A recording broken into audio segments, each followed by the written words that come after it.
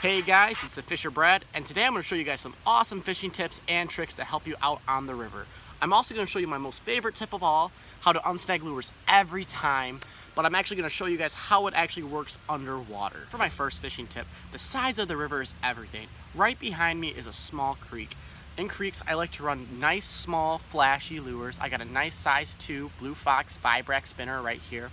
It creates a lot of action in the water and sends the light all off since it's nice and chrome, and it's just super reflective to get the fish agitated. Another great lure for creek fishing is the MEP.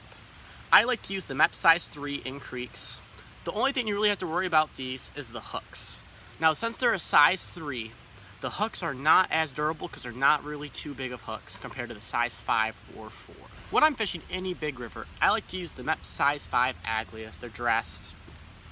Got nice squirrel tail with different colors. What I like the most about these is they're really big and they're really easy to see in darker, muddier water. The murkier, they can still see it. But the most favorite thing about these is the hooks. They're a lot bigger, so they're a lot more durable. They last you a lot longer, and when you get snagged on rocks, you don't have to worry about them unbending. When you buy new lures, you want to make sure they don't have hook covers. I bought 3 identical lures just like this, different colors, but it actually had a clear hook cover, so I didn't even see it. I was casting it out with the hook cover on, and I just lost a ton of fish because of it. Another great thing I like to carry on me is off bug spray. It keeps all the bugs off me, including ticks, mosquitoes.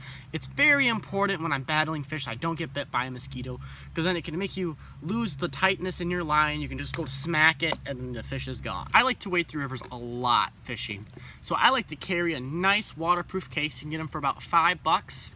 They're the perfect size. You can keep your phone in them, you can keep your keys in them.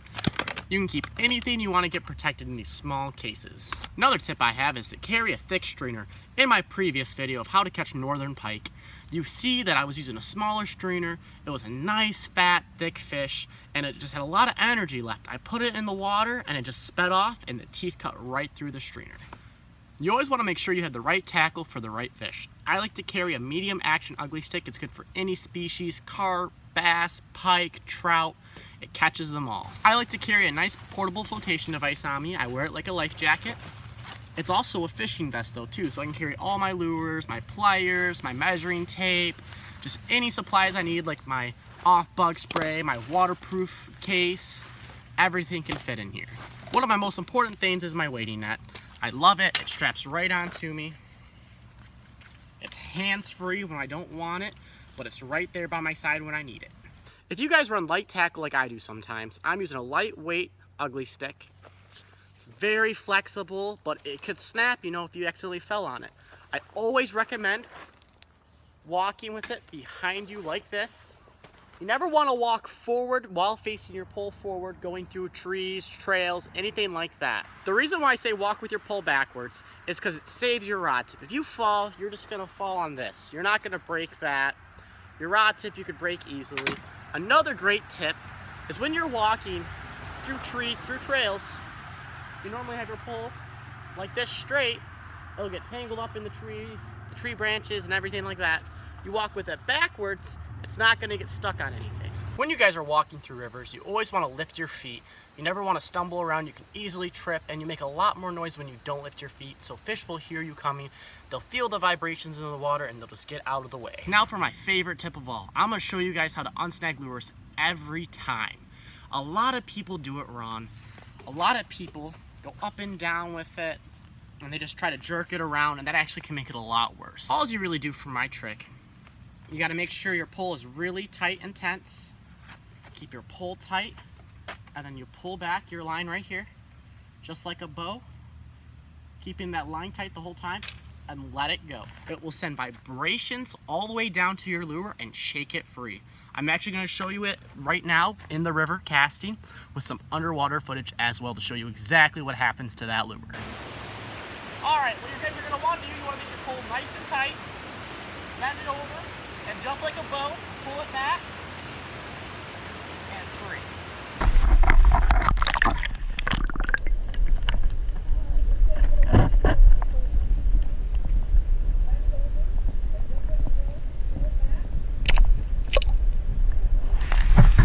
Now I'm going to show you the same thing but with a bigger lure.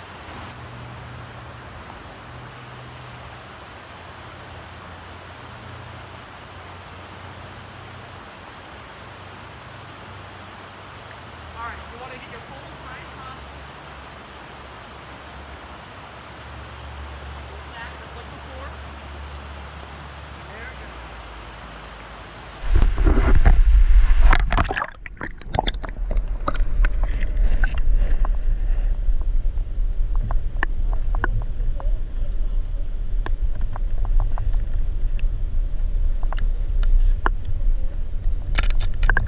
For winter fishing, I like to run body baits. I normally don't typically run any spinners until after March 15th, and then I stop using them around October. I've always caught all of my big fish right after a rain.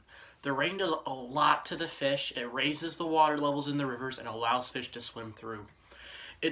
Honestly the best fishing I've ever had is always after the rain or during the rainfall. Like I said previously, I love using small lures in creeks. However, when the water levels raise up, I like to actually throw the bigger spinners. The bigger ones are a lot more heavier, and when the water's moving a lot more faster, fish don't really like to try hard for their lures unless it's a really big prize for them. So I like to throw the bigger lures. It gives the fish more to actually go after.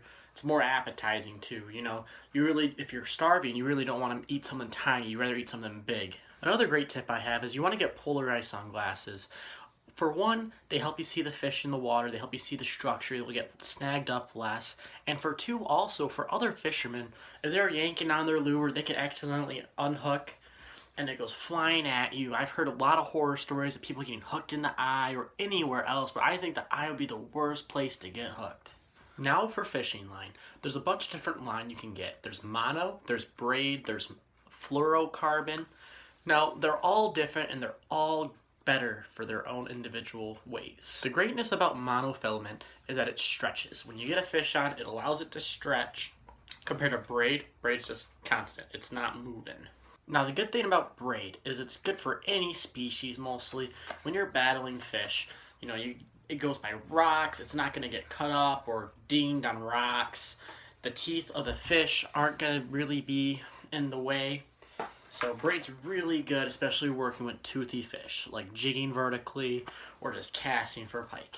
Fluorocarbon's really good. All the fly fishermen normally use it.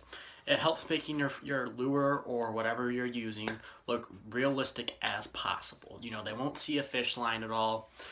But, however, I don't know. I've never really had a lot of luck other than fly fishing with fluorocarbon. Like in Port Huron, I go out for walleye. I had a bunch of fluorocarbon on before and I wasn't getting hits. I just switched up to monofilament line and I started getting hits. So I really don't know why. Alright guys, what you really want to do is you want to make a chart or a list. I like to post everything on Facebook. It tells me the date I caught it, around the time. Now the thing you'll have to mark down though is the water clarity, the water temperature, the temperature in the air, and anything else. Was it sunny? Was it cloudy? Now the great thing about adding your stuff to Facebook is it tells you for a year from now, hey, this photo was from a year ago, so you'll actually know exactly when you caught it a year ago. Like if I caught a brown trout on April 15th, next year on April 15th it'll be, here's your memory. So you'll actually know you can actually go to that spot and probably catch brown trout again. This will really help you guys out with determining what makes fish bite for you. Like if I go out for pike, I like it to be really, really sunny or really cold water temperature. Without making that log, it's really hard to stay on the fish. Yeah, everyone has that lucky lure, but the conditions really do make that lucky lure happen. Without it being sunny, that flashy lure I showed before wouldn't be as good of a lure. You know, without the sun there, it's not going to agitate the fish at all. It's just going to be moving in the water. The amount of weight you use while fishing can be really crucial. I like to use 2/4 ounce sinkers for carp and anything else like that. But sometimes you might just want to put a split shot a little bit above your lure. If it's a smaller lure like a size 1 or a size 0 mep and you're using not an ultralight pole, it can be really hard to get that out there. But if you put a little tiny split shot a couple inches above the hook, you can cast it on out and it'll make it a lot easier to fish. When you guys are fishing, you have to keep an open mind. I've been fishing for quite a while, since I've been pretty much born, but I learn new stuff every day with new people I run into. So definitely take up the opportunity to learn something new from everyone you meet. The most important tip of all is everyone gets skunked every once in a while, but the important thing is to learn from it. What were the conditions that day? What did you do wrong? Were you doing something different? What lures were you using? And the water clarity is mostly the main factor. If the fish can't see it, it's going to be really hard to get them to hit. So you really want to use bigger lures when the water's murkier compared to smaller lures that are like the normal color when it's clear. It's always good for you guys to have a measuring tape. Not only does it help you with keep sizes, but it also helps you determining your personal best fish, as well as a weight scale. You know, you can weigh your fish and you'll always know what's next to try to beat. Another great tip is to always watch out for where the old people are fishing. The old people, normally they have the most experience possible, and those are the most people you want to actually talk to. They've been on the river their whole life, they've been fishing their whole life. Just watching an old person, the way they cast, how they can cast a little bit farther than you, even though you've been fishing for a while, they're able to with ease get it all the way out there. Alright, I hope you enjoyed watching this video. I really hope you guys enjoyed my tips and my trick, how to unsnag lures every time. Now the only way that will not work is if you actually get caught in fish line or hook set into a stump. But any other structure like cement, rocks, any other structure, it will go right out of. People are the main reason why I love to go fishing. I always have a lot more fun helping somebody else get hooked up on fish compared to myself hooking up on fish. But it's just so gratifying when you can get someone else hooked up on a giant fish. So if you guys see someone struggling, definitely help them out.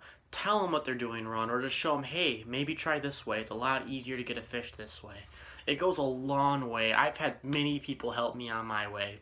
And so just pass it on, guys. Alright guys, I really hope you enjoyed my video.